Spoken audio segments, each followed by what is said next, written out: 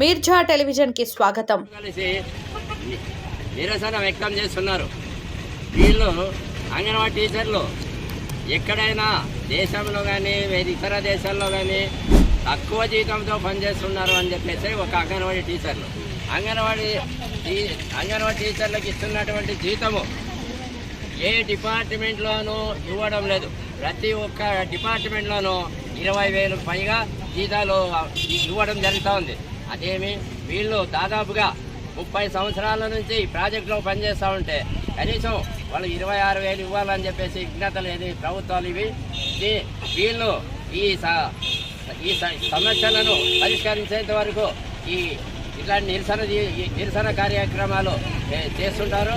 మళ్ళీ విజయవాడ చలో విజయవాడ కార్యక్రమంలో ప్రభుత్వ అధికారులు పోలీసులతో ఈ అంగన్వాడీ కార్యకర్తలు యూనియన్ లీడర్లను విచక్షణారహితంగా మహిళలని లేకుండా వాళ్ళని తీసుకొని పోవడము, ఇగ్గుకోపోవడము, రకరకాలటువంటి చూడది అటువంటి విధానంలో వాళ్ళు పోలీసులు అరెస్టు చేయడం జరిగింది.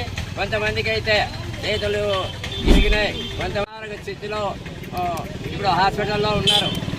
ఇట్లాంటి సంఘటనలు ప్రభుత్వం యూనియన్ ఆధ్వర్యంలో సిఐటి అనుబంధంలో ఈరోజు మేము కళ్యాణదుర్గం ప్రాజెక్ట్ కార్యదర్శి పాతక్క మాట్లాడుతున్నాము. విజయవాడ చలో విజయవాడలో మా సిఐటి నాయకులు యూనియన్ నాయకుల్ని తెల్లవారుజామున గాఢ నిధిలో ఉంటే టెంట్ అంతా ధ్వంసం చేసి ఆర్డర్లు అనుకోకుండా రహితంగా మా లీడర్ని అరెస్ట్ చేసి బస్సుల్లోనా కార్లోనా వ్యాన్లోనా ఇక్కుకొని పోయి అరెస్ట్ చేస్తున్నారు. ఎక్కడ తీసుకుపోయినారో కానీ తెలియదు ఇంతవరకు సమాచారము.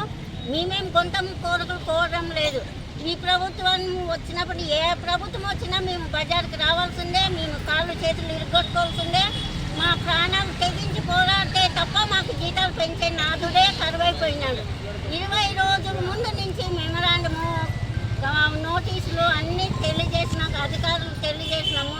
తీరా విజయవాడ 22వ తారీఖు చర్చల కన్నా పిలిచి దీపకాల పువ్వులు చెప్తారని ప్రభుత్వం చెప్తుందని ఆశించాము. కాకపోతే గాఢ నిద్రలో ఉండి మోసం చేసి ఆర్డర్లు అనుకోకుండా 4 గంటలప్పుడు ఆర్డర్లని అక్రమంగా అరెస్ట్ చేయడం ఇది మీది కరెక్ట్ కాదు. మేము ఖండిస్తున్నాము. మేమేం అడగడం లేదు.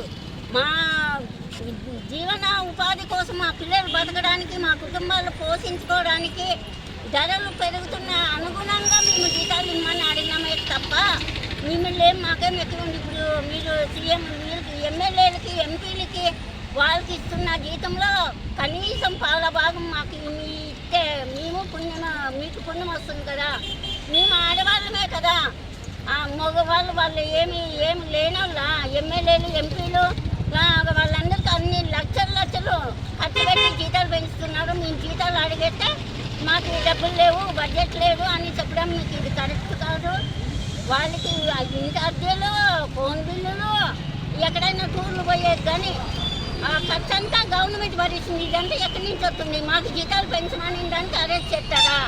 నమ్మించి మోసం చేయడం కాదు. ప్రభుత్వం ఇంతకు ముందే మా అంగన్వాడీలు మోసం చేసి మా అంగన్వాడీలని ఎలా హింసించినారో దానికి ప్రతిఫలంగా మీరు అనుభవించినారు. ఇక ముందుగానే ఇదే విధంగా కొనసాగితే మేము ఊరితో ఉండేదే లేదు. ఇంతకంటే ఉద్రిక్తం చేస్తామని సమూహంగా ప్రభుత్వానికి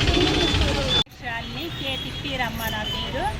ఇక్కడ మేము ఈరోజు ఈ రోడ్డుకి ఎక్కేదానికోసము ఏమంటే ఇప్పుడు మేము 23 నుంచి ప్రతి అధికారికి మేము మెమరాండం ఇచ్చాము. మాకు జీతాలు పెంచలేదని 2 సంవత్సరాలు అయింది.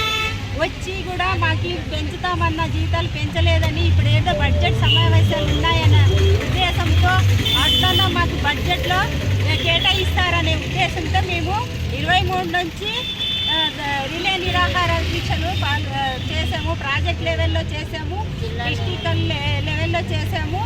చలో విజయవాడ 2వ తారీఖు చలో విజయవాడ అక్కడ కూడా రిలే దీక్షలు కూర్చున్నారు మా వాళ్ళంతా. మేము కూడా వెళ్ళి వచ్చాము.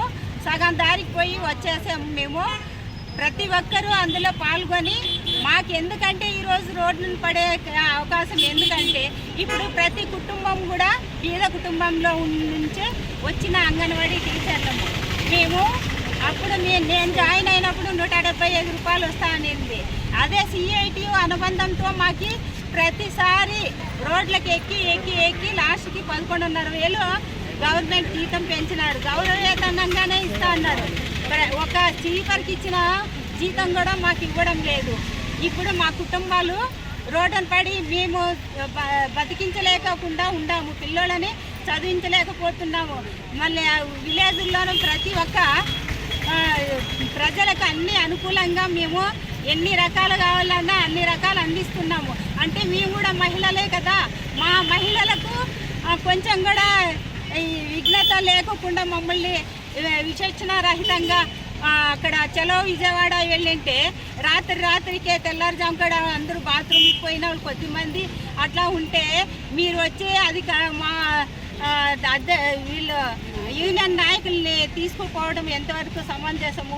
ఏదో మా వాళ్ళు ఏదో తీపిగౌరు తెస్తారనుకుంటుంది, ఇంకా అరాచకంగా తయారయ్యే విధంగానే ఉంది. కానీ మేము ఇప్పుడు ఈ బడ్జెట్లోన మాకు జీతాలు పెంచుకోకపోతే మేము నిరాహార దీక్షల్లో కానీ 42 రోజులు గత ప్రభుత్వంలో చేసినట్ల అంత 42 రోజులే కాదు పెంచేంత వరకు కూడా మేము దీక్షలు కొనసాగిస్తామని ఈ సభాముఖంగా తెలియ